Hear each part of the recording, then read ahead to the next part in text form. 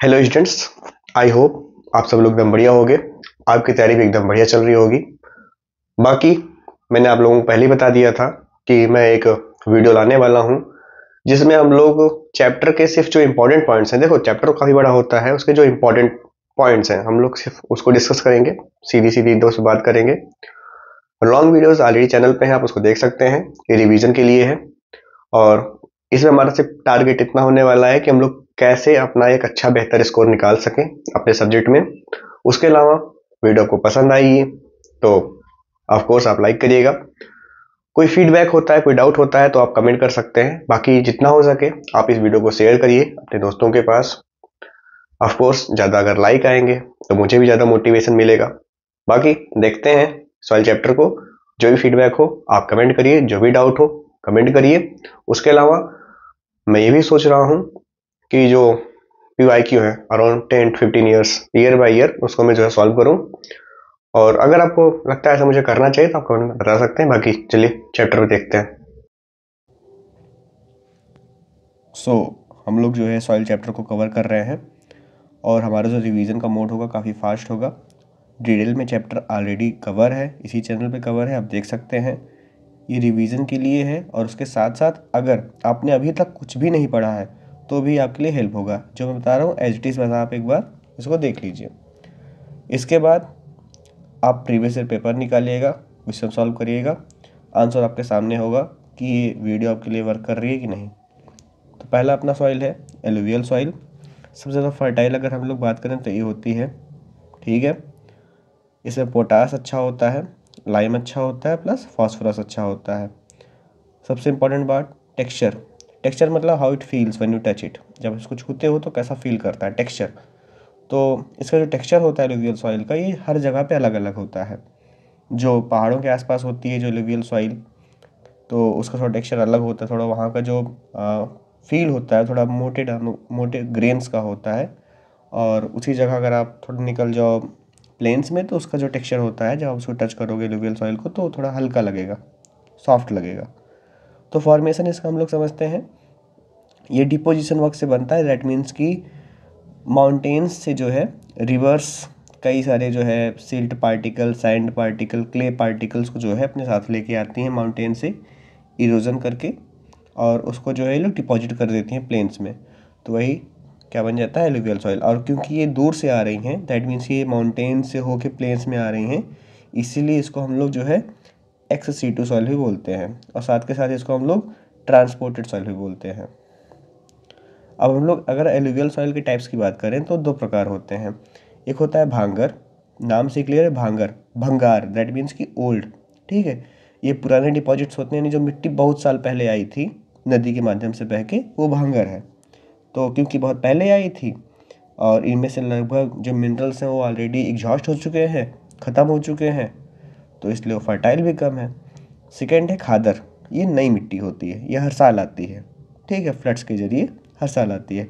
और क्योंकि बार बार ये आ रही है तो ये ज़्यादा फर्टाइल होती है, ठीक है। नदी के पास में, जैसे आपकी नदी है या आपकी रिवर है, तो रिवर के इधर एकदम पास में जो मिट्टी मिलेगी, रिवर के एकदम बगल बगल, वो होगा आपका खादर। लेकिन दूर जो मिट्टी मिलेगी इधर, जो नदी से जो दूर मिलेगी, वो आपका होगा भांगर, पुरानी मिट्टी। नेक्स्ट याद रखना, खादर इज़ मोर फर्टाइल देन भांगर। कहाँ आपको मिलेंगी सब मिट्टियाँ? ये आपको मिलेंगी जो है पंजाब में, हरियाणा में, यूपी, बिहार, वेस्ट बंगाल, असम। कोई भी दो स्टेट आप याद रख लो। और वैसे भी ज़्यादा दिमाग नहीं लगाना है। जो नॉर्दर्न इंडिया है, जो इंडिया का जो नॉर्दर्न हिस्सा है, तो वहाँ पर आपको जो है एलुवियल सॉइल ही मिलेगी। नेक्स्ट हम लोग बात करते हैं ब्लैक सॉइल की, ठीक है। इसको हम लोग ब्लैक सॉइल के साथ साथ जो है लावा सॉइल भी हम लोग इसको बोलते हैं, क्योंकि इसका फॉर्मेशन लावा से ही होता है। और उसके साथ साथ इसको जो है रेगुर सॉइल भी हम लोग बोलते हैं, याद रखिएगा।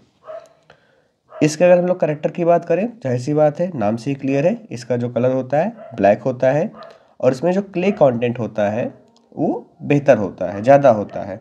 याद रखना, जिस भी मिट्टी में क्ले कंटेंट मैक्सिमम होता है, उस मिट्टी की water holding capacity, water holding capacity, that means कि मिट्टी कितने लंबे समय तक अपने आप में जो है पानी को होल्ड कर सकती है, मॉइस्चर को होल्ड कर सकती है, वो ज़्यादा होता है। क्ले कंटेंट ज़्यादा तो वाटर होल्डिंग कैपेसिटी भी ज़्यादा।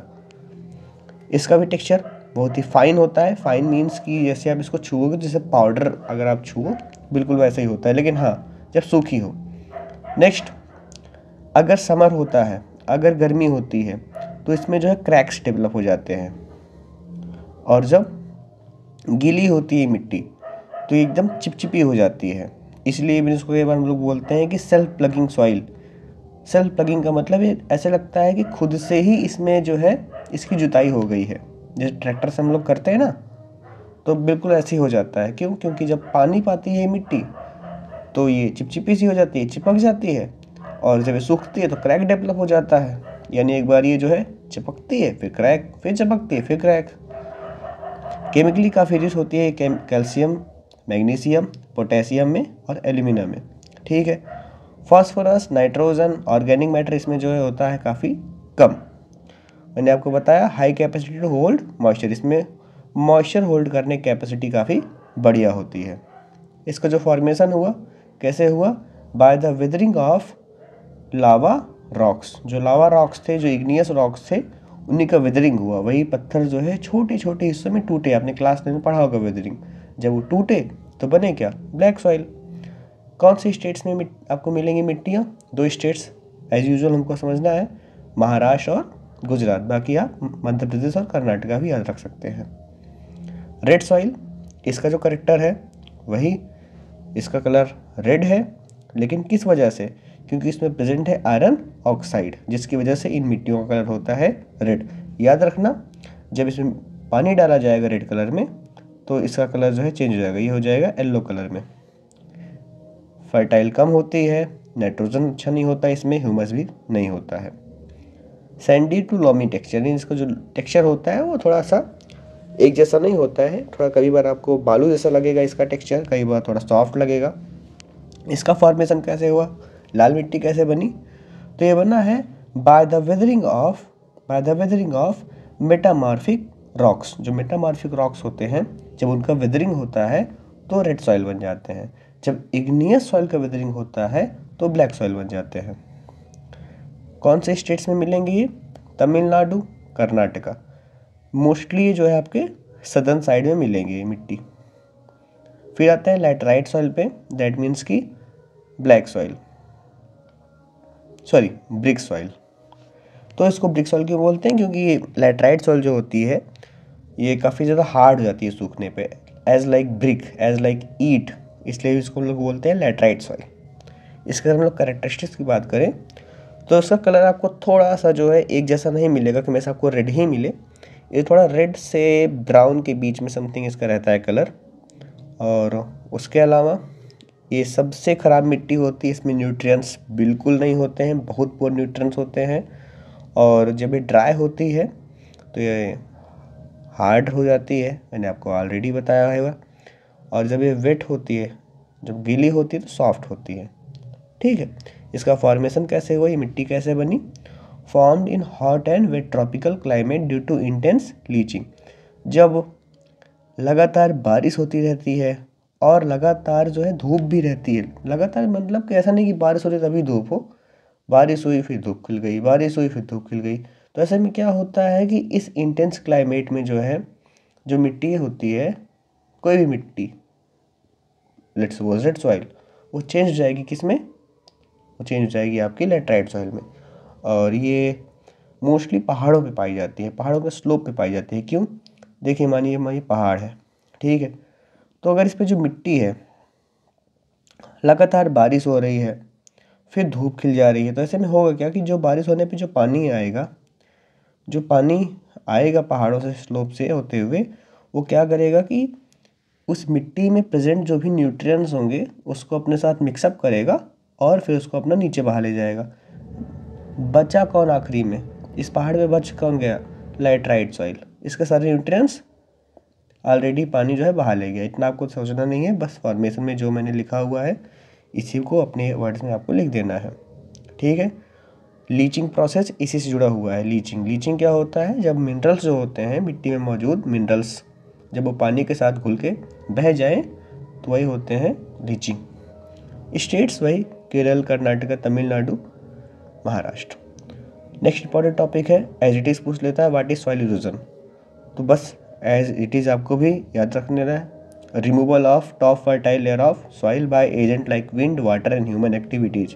यानी जो मिट्टी होती है, मिट्टी का जो सबसे ऊपर का जो लेयर होता है, जब उसको रिमूव कर दिया जाए, जो फर्टाइल लेयर होता है जब उसको रिमूव कर दिया जाए किसी भी तरीके से, हवा के माध्यम से, हवा खूब तेज चली, धूल उड़ गई, मिट्टी उड़ गई, पानी बहते हुए जा रहा है, वो मिट्टी काटते हुए जा रहा है, या हमारे एक्टिविटीज़ की वजह से अगर रिमूव हो जाती है तो उसको हम लोग बोलते हैं सॉइल इरोजन, मिट्टी का कटाव।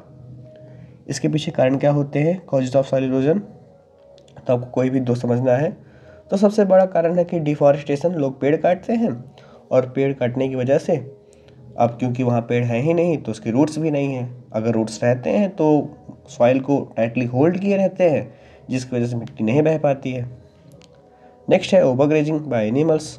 अगर एक ही जगह पे कई सारे जानवर जो है ग्रास को ग्रेज कर रहे हैं, उसको चर रहे हैं, उसको खा रहे हैं, तो वो लोग क्या करेंगे, वो लोग अल्टीमेटली जो है उस जगह की सारी घास को ख़त्म कर देंगे, जिससे होगा क्या, ग्रास सूख जाएगी, उसके रूट सूख जाएंगे और मिट्टी जो है पानी के साथ बह जाएगी। अगर घास वहाँ पे रहती है तो उस घास के जो रूट्स होंगे वो मिट्टी को टाइटली होल्ड किए रहेंगे। नेक्स्ट है हैवी रेनफॉल एंड फ्लड्स। कई बार ज़्यादा बारिश और बहुत बाढ़ आने की वजह से भी जो है सॉइल इरोजन होता है। और आखिरी आप लिख सकते हो रॉन्ग फार्मिंग प्रैक्टिस। अगर आप गलत तरीके से खेती करते हो अपने खेत में तो उससे भी जो है सॉइल इरोजन हो सकता है। इसका नुकसान समझते हैं सॉइल इरोजन का। अगर सॉइल इरोजन होगा सबसे बड़ा नुकसान, तो क्योंकि सॉइल इरोजन में हो क्या रहा है, मैंने अभी आपको ऊपर बताया, top most fertile layer of soil, जो सबसे फर्टाइल लेयर ऑफ सॉइल है, जो इतनी उपजाऊ मिट्टी है, वही बह गई। तो वहाँ बचा क्या, वहाँ मिट्टी बची, बट अब जो मिट्टी वहाँ पे बच रही है वो उतनी फर्टाइल नहीं है, उसको दोबारा फर्टाइल होने में समय लगेगा। तो पहला नुकसान यही हुआ कि लॉस ऑफ सॉइल फर्टिलिटी, अब मिट्टी जो है उपजाऊ नहीं रह जाएगी। उसके अलावा इससे जो क्रॉप प्रोडक्शन है, इससे जो फसलों की जो पैदावार है कम हो जाएगा। उसके अलावा कई बार तो formation of desertification means formation of desert, यानी उस जगह पे जो है ऐसा लगेगा जैसे डेजर्ट बन गया हो, जैसा रेगिस्तान बन गया हो, बंजर एकदम। उसके अलावा इससे फ्लड्स इंक्रीज होते हैं, लैंडस्लाइड बढ़ती है। फ्लड्स कैसे इंक्रीज होते हैं, जब ज़्यादा मिट्टी कटेगी तो मिट्टी कट के कहाँ जाएगी लास्ट में, मिट्टी कट के जाएगी लास्ट में पानी के साथ साथ नदियों में। अब नदी में वो मिट्टी जो है डिपॉजिट हो जाएगी, तो नदी में तो मिट्टी डिपॉजिट हो गई, तो नदी का पानी कहाँ से बहेगा, नदी का पानी नदी के बाहर से बहने लगेगा, जिससे क्या आएगा, आसपास के इलाकों में फ्लड आएगा। कि आसपास के इलाकों में जो आसपास के इलाके नदी के बगल बगल हैं। उसके अलावा तो क्या इसका कोई सोल्यूशन नहीं है, इसके कई सारे सोल्यूशंस हैं। जैसे कि जो ड्राई एरियाज़ हैं जहाँ कम बारिश होती है, वहाँ पर हम लोग क्या कर सकते हैं, वहाँ पर हम लोग जो है शेल्टर बेड्स लगा सकते हैं। यानी कि हम लोग जो है अपने खेत के चारों ओर क्या लगा सकते हैं, हम लोग पेड़ लगा सकते हैं, जिनको बोलते हैं शेल्टर बेड्स। इससे क्या होगा, अब जो हमारे खेत की जो मिट्टी है, हमारी जो खेत की मिट्टी है वो कम उड़ेगी। क्यों, आपको लगेगा सर तो पेड़ लगा दिए, अब तो मिट्टी और उड़ जाएगी क्योंकि हवा और तेज चलेगी। तो बेटा एकदम बेसिक है ज्योग्राफी का ये, कि हवा जो है पेड़ की वजह से नहीं चलता है, प्रेशर की वजह से होता है। वो आप लोग 9th में थोड़ा पढ़े होंगे, बाकी हो सकता है फ्यूचर में आप उसके बारे में और पढ़ो। तो पेड़ से क्या होता है कि पेड़ जो है एज अ बैरियर काम करता है। अब जो हवाएं आएंगी इधर से, अब पेड़ उनकी स्पीड को कम कर देगा। जब हवा की स्पीड ही कम हो गई तो जो धूल आपके खेतों से उड़ के जाती, जो मिट्टी उड़ के जाती कहीं और पे, वो भी कम हो जाएगा। दूसरा क्या कर सकते हैं, मल्चिंग। यानी कि आप अपने खेतों को, अगर आपका खेत खाली है उसमें कुछ भी नहीं है, तो आप उसके ऊपर जो है कवर कर दीजिए अपनी मिट्टी को स्ट्रॉ से। स्ट्रॉ मतलब पैरा वगैरह, भूसा वगैरह से। ठीक है, खुला रहेगा तो मिट्टी उड़ के जाएगी ही, लेकिन आपने उसको ढक दिया है स्ट्रॉ से, और स्ट्रॉ हटाने की आवश्यकता भी नहीं है। स्ट्रॉ समय के साथ जो है डिग्रेड हो जाएगा और मिट्टी मिल जाएगी, जिससे आपकी मिट्टी की फर्टिलिटी भी इंक्रीज हो जाएगी। ये ड्राई एरिया के लिए मेथड था। हिल एरियाज में आप क्या कर सकते हो, जहाँ पे पहाड़ है, जहाँ पे हिल है, तो वहाँ पे आप टेरेस फार्मिंग कर सकते हो। इसकी सबकी इमेज के साथ मैंने एक्सप्लेन किया हुआ है प्रॉपरली। वहाँ पे आप कंट्रोल प्लगिंग कर सकते हो, और साथ के साथ आप वहाँ पे जो है आफ्रेस्टेशन, दैट मीन्स कि आप वहाँ पर जो है पेड़ वगैरह लगा सकते हो, जंगल लगा सकते हो। अब नेक्स्ट इंपॉर्टेंट टॉपिक है ट्रांसपोर्टेड सॉइल और रेसिडुअल सॉइल। ट्रांसपोर्टेड सॉइल को हम लोग बोलते हैं एक्स सीटू सॉइल, यानी वो जो मिट्टी जो यहाँ नहीं बनी, जैसे मान लो यहाँ पे जो मिट्टी पाई जाती है वो मिट्टी यहाँ नहीं बनी, वो मिट्टी कहीं और बनी थी लेकिन वहाँ से वो यहाँ पे आई, तो उसको हम लोग बोलते हैं ट्रांसपोर्टेड सॉइल। वो कहीं से ट्रांसपोर्ट होके आई, कहीं एक्सटीरियर जगह से आई, कहीं बाहर से आई, तो उसको हम लोग बोलते हैं ex situ soil that is carried from one place to another. कैसे? By wind, water, by glacier, by etcetera anything. Example के लिए आपका एलुवियल सॉइल। रेसिडुअल सॉइल क्या होता है? जो इन सीटू सॉइल होती है, यानी वो मिट्टियाँ जिनके पेरेंट्स रॉक वहीं पर प्रेजेंट थे, वो रॉक्स छोटे छोटे पार्टिकल्स में टूटे और मिट्टी भी वहीं पे प्रेजेंट है, यानी कहीं बाहर से नहीं आए, उनके पेरेंट्स रॉक भी वहीं पे थे, टूट के वहीं पे मिट्टी बन गई। एग्जाम्पल है आपके black soil, red soil, laterite soil. इसको हम लोग बोलते हैं in situ. Last important topic है, बस इसको आप समझ लीजिए ऐसे ही, सीट इरोजन। जब एक मिट्टी का जो सिर्फ ऊपर का जो लेयर होता है वो रिमूव कर दिया जाए, ऐसा सीड जैसे आपका पेज होता है उतना ऐसे सीड के जैसा इरोजन कर दिया जाए, थिन लेयर ऑफ सॉइल अगर रिमूव किया जाए तो उसको हम लोग बोलते हैं सीड इरोजन। उसमें जो मिट्टी कटा बस एक सीड के बराबर कट गया, ऊपर की मिट्टी सब कट गई। नेक्स्ट है रिल इरोजन। रिल में क्या होता है? जितना बड़ा आपका जो है उंगली है, ऐसे छोटी छोटी अगर उंगली के शेप में अगर मिट्टी कट गई है, ठीक है, तो उसको हम लोग बोलते हैं रिल इरोजन। और अगर कहीं पर जो है काफ़ी बड़े बड़े जैसे नहर होते हैं, कैनाल्स होते हैं, अगर उतनी मिट्टी कट गई है, अगर उतनी मिट्टी कट गई कहीं पर, वहाँ पूरा गली बन गया है कि इवन इंसान उसमें खड़ा हो जाए इतना दिखे बाहर से, इतना गड्ढा हो गया वहाँ पे कटाव की वजह से, इरोजन की वजह से, तो हम लोग उसको बोलते हैं गली इरोजन। ठीक है, सबकी इमेजेस मैंने ऑलरेडी अपने जो इसको मैं प्रॉपर एक्सप्लेन किया वहाँ मैंने दिखाया हुआ, आप वहाँ देख सकते हो। बस आपको करना क्या है, आपको PYQ सॉल्व करना है, ठीक है। और वहाँ से अगर आपको कोई डाउट आता है तो आप कमेंट कर सकते, पूछ सकते हो। उसके अलावा आप इस वीडियो को शेयर करिए, चैनल को अगर आपने सब्सक्राइब नहीं किया तो करिए, और कमेंट करिए कि कौन सा नेक्स्ट चैप्टर हम लोग कवर करें। Okay, thank you.